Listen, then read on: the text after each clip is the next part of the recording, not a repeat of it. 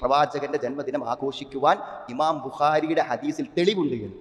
അപ്പം ഇനിയിപ്പോൾ നിങ്ങൾ ആ ബുഖാരി എടുത്ത് ആ ഹദീസൊക്കെ എടുത്ത് അബൂലഹബിന് നരകത്തിൽ ഇളവ് കൊടുത്തിട്ടുള്ള കാരണം നബിൻ്റെ എടാപ്പ ആയതുകൊണ്ടാണ് എന്നൊക്കെ പരിശോധിച്ച് ഗവേഷണം നടത്തിയെടുക്കുക. ഒരു ലളിതമായ ചോദ്യം ഏത് വിവരമില്ലാത്തവരും ചോദിച്ചുകൂടെ സുഹൃത്തുക്കളെ? എന്നിട്ട് ഈ ഹദീസ് എഴുതി വെച്ച ഇമാം ബുഖാരി റഹ്മഹുല്ല റബീഉൽ അവ്വൽ 12 എന്തു ചെയ്തു? അത് ഏത് സാധാരണക്കാരന് ചോദിക്കാൻ പറ്റിയ ലളിതമായ ചോദ്യമല്ലേ സുഹൃത്തുക്കളെ? ഈ ഹദീസ് രേഖപ്പെടുത്തി വെച്ച ഇമാം ബുഖാരി റഹിമഹുല്ല അദ്ദേഹം മൗലിദ് ആഘോഷിച്ചു നബിദിനം ഇല്ലെങ്കിൽ അദ്ദേഹം എഴുതി വെച്ചത് അദ്ദേഹത്തിന് മനസ്സിലാകാതെ പോയി.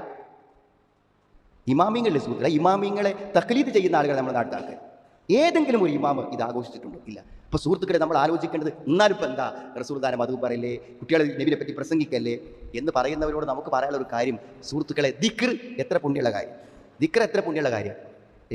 അബൂ മൂസ അശ്ശരി റളിയല്ലാഹു അൻഹും അതേപോലെ ഇബ്നു മസ്ഊദ് റളിയല്ലാഹു അൻഹും ഒന്നിച്ച് കണ്ടുമുട്ടുകയാണ്. അപ്പോൾ ഇബ്നു മസ്ഊദ് റളിയല്ലാഹു അൻഹുവിനോട് അബൂ മൂസ അശ്ശരി റഹ്മഹുല്ലാ റളിയല്ലാഹു അൻഹു പറയുന്ന ഒരു സംഭവം, ഞാൻ ഇന്നലെ പള്ളിക്ക് കുറച്ച് ആൾക്കാർ ഇങ്ങനെ കൂടി ഇരുന്നിട്ട് അവരവിടെ ഇങ്ങനെ ദിക്ർ ചെല്ലുന്നതായിട്ട് ഞാൻ കണ്ടു. അപ്പോൾ അത് എന്താണ് കബീറൂമിയ 100 പ്രാവശ്യം അല്ലാഹു അക്ബർ എന്ന് പറയും, ഹല്ലിലൂമിയ 100 വട്ടം ലാ ഇലാഹ ഇല്ലല്ലാഹ് എന്ന് പറയൂ എന്ന് പറയും. അപ്പോൾ ഇതൊരു കല്ലെടുത്ത് വെക്കും, അടുത്ത് വെക്കും, അടുത്തൊരു കല്ല് വെക്കും, അങ്ങനെ എണ്ണം പിടിക്കാൻ വേണ്ടി കല്ല് വെച്ചെടുത്ത് തക്ബീർ ചെല്ലുന്നത് കണ്ടു എന്നാണ്.